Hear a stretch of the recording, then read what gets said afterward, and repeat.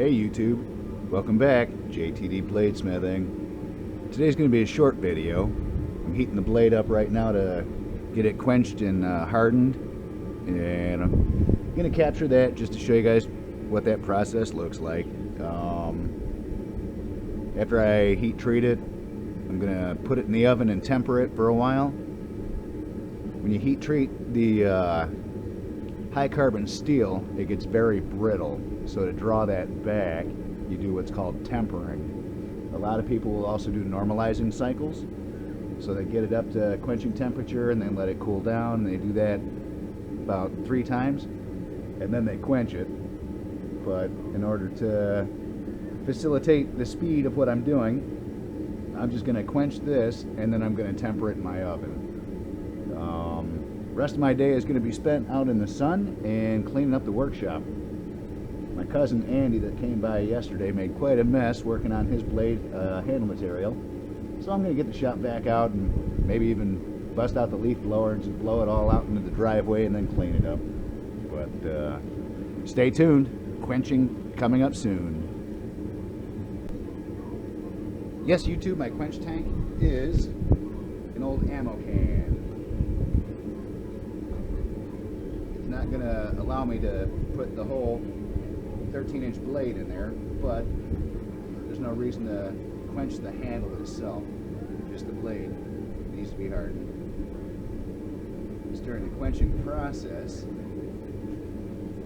you got to pay attention to, because you can pick up a warp in your blade, and this has a little bit of a warp. When it's still warm enough, I can straighten that out. I'm going to stick that in the vise and tighten it up. Alright, so I managed to use my little vise here, and I straighten this out pretty good. Don't ever let somebody tell you that you can't use a vise to straighten a blade.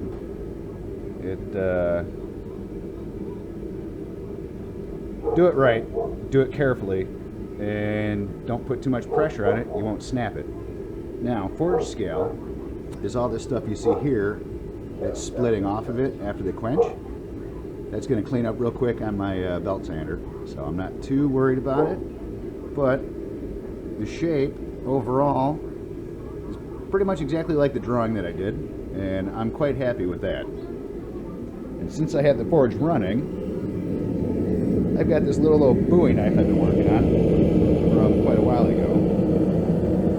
The handle here didn't turn out the way I wanted it to, so what I'm going to do is heat this up. I'm going to hammer that round instead of square, rectangular, however you want to call it, and turn that into a hidden tang blade.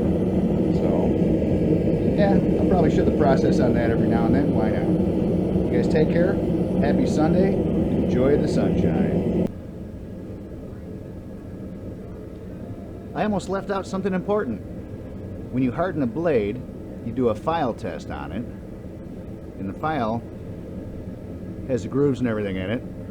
So when you rub it along the hardened steel, it doesn't grind into the metal.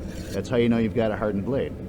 So, skates along pretty good. It's a nice hardened blade all the way around. So, now I let it cool down and go to clean up on the next video. Take care.